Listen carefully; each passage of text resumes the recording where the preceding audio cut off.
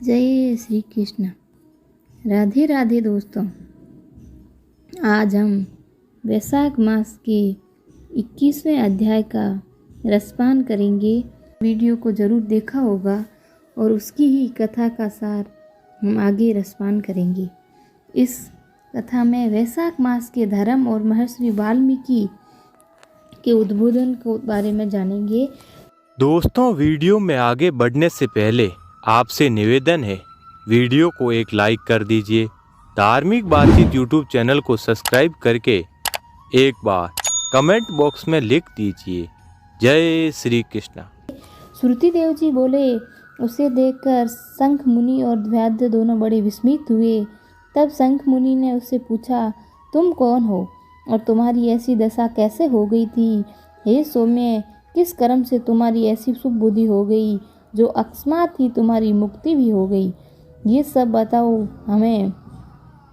शंख मुनि के द्वारा इस प्रकार पूछने पर दंडवत कर पृथ्वी पर सिर रख हाथ जोड़कर कहने लगा, मैं प्रयागराज का निवासी कुशिद मुनि का पुत्र हूँ। मैं रूप, यौवन, विद्या संपन्न और बहुत बोलने वाला, धनवान तथा सदैव मंद में गर्वित रहने वाला था। मेरा नाम रोचन था।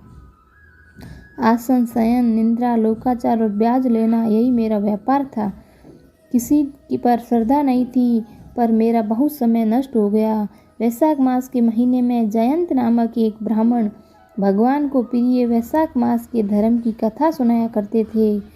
चारों वर्ण और हजारों स्त्री पुरुष प्रातःकाल स्नान कर मधुसूदन भगवान का पूजन करके दिन रात उस कथा को सुनते थे। मैं उस सभा में पगड़ी पहन पान चबा कौतुक देखने के लिए जाया करता था। वहाँ जाकर कभी हंसी तो कभी निंदा किया करता था।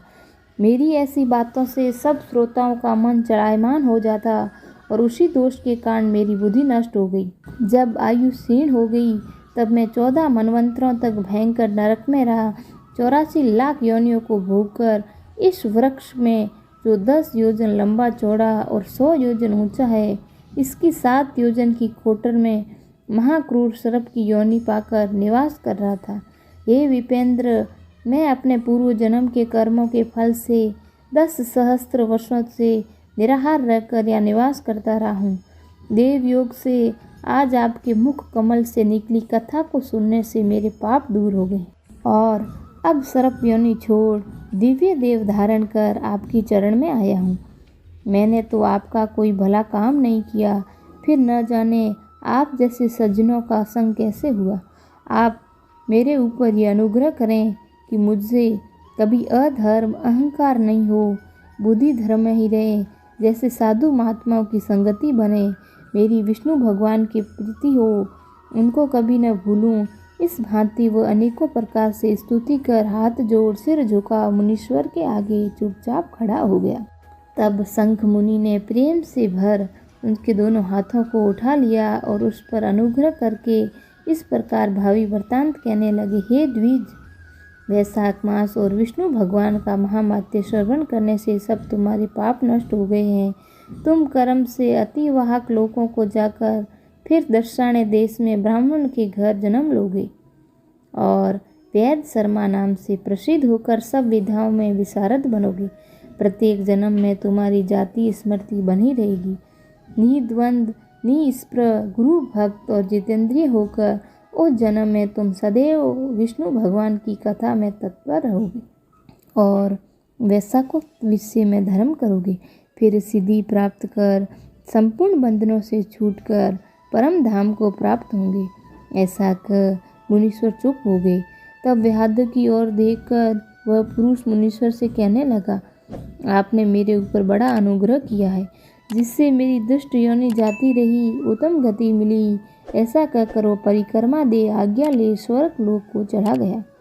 हे राजन, तब संध्या को जाने पर शंख मुनि ने व्याध सहित संतुष्ट हो सायंकाल की संध्या कर विष्णु भगवान के अनेक अवतारों की कथा सुनाई तथा रात्रि के शेष भाग को व्यतीत कर ब्रह्म मुहूर्त में नित्य कर्मों से निश्चित हो प्रसन्न मन से व्याध को बुला उसके सिर पर जल प्रोक्षण कर राम नाम 2 अक्षर का मंत्र जपने और मृत्यु पर्यंत इन्हीं धर्म को पालन करने का उपदेश देते हुए कहा, तेरा अगला जन्म वाल्मीकि ऋषि के कुल में होगा।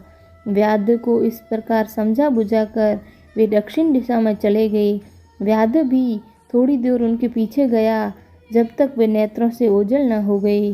शंख मुनि की ओर देखता रहा, फिर हृदय में उन्हीं का ध्यान धर वैशाख धर्म की करता रहा।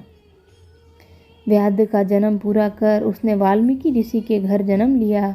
इसी वन में कृणु नाम का कोई मुनि दुस्तर तप करते थे, जिनके शरीर पर बहुत काल में सर्प की बांबी जम गई।